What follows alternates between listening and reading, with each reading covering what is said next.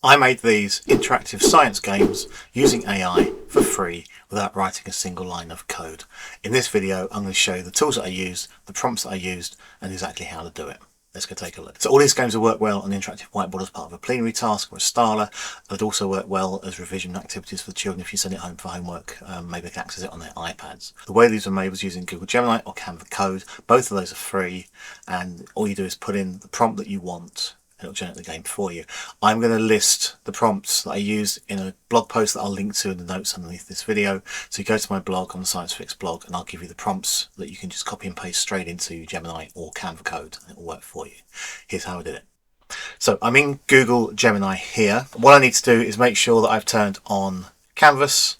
I'm going to turn on thinking to get a better quality answer. And I'm going to paste my prompt that I've already written into here. So I want to create an interactive educational game where students drag and drop stages of life cycles into the correct sequential order, suitable for ages 7 to 11, and I then listed life cycle stages there. With that done, I just need to click on submit, and then Gemini will open up Canvas, which is a sort of coding platform within Google Gemini, and create the code for me. So here's the game that it's made. I can then drag the stages up, test it out, see if it works, and if I like it, great. If I don't like it, I can go back to the box down here and I can suggest some changes. I can ask it to change the colours, I can ask it to work in a different way, add a timer, add some scores, whatever I want to do. If I want to share that with my students, get a link that I can put onto an interactive whiteboard, I can click on share there, and I'll get a link. I can copy that link and put that wherever. So on my interactive whiteboard, I can click on that in my presentation and open up the game, or I could email this out to the students or use a QR code and they can get it on their iPads.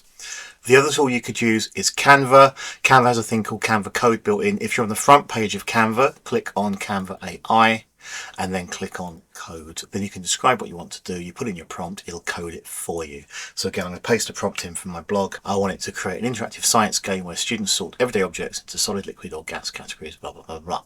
So with that in, I click on submit and it'll do a similar thing to Gemini. It'll then open up a coding platform on the left-hand side and create the game for me. Right, so it's made my game. Let's check if it works. I can drag things to the different boxes and see if it is working properly. Yeah, it looks like it's kind of okay. Everything's there.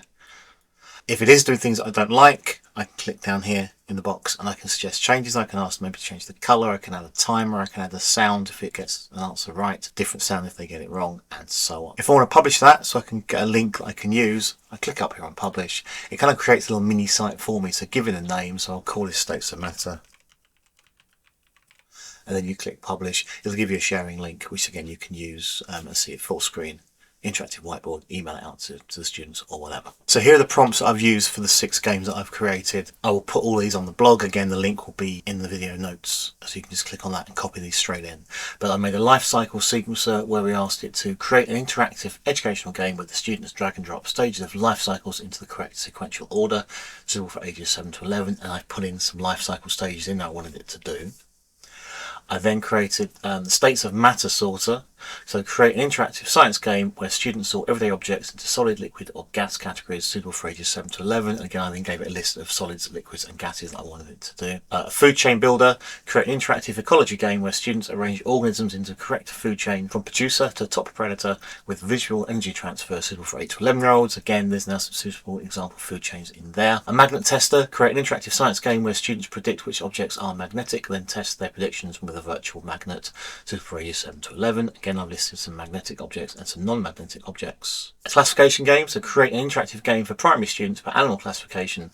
Include categories for mammals, fish, amphibians, reptiles and birds. The student should be able to click a button to see a random vertebrate animal and then click the correct category to sort it. Suitable for ages 7 to 11. And then finally a memory game. Create a classic memory matching card game with animal pairs for primary school students suitable for ages 5 to 11. And I've included the animals after that.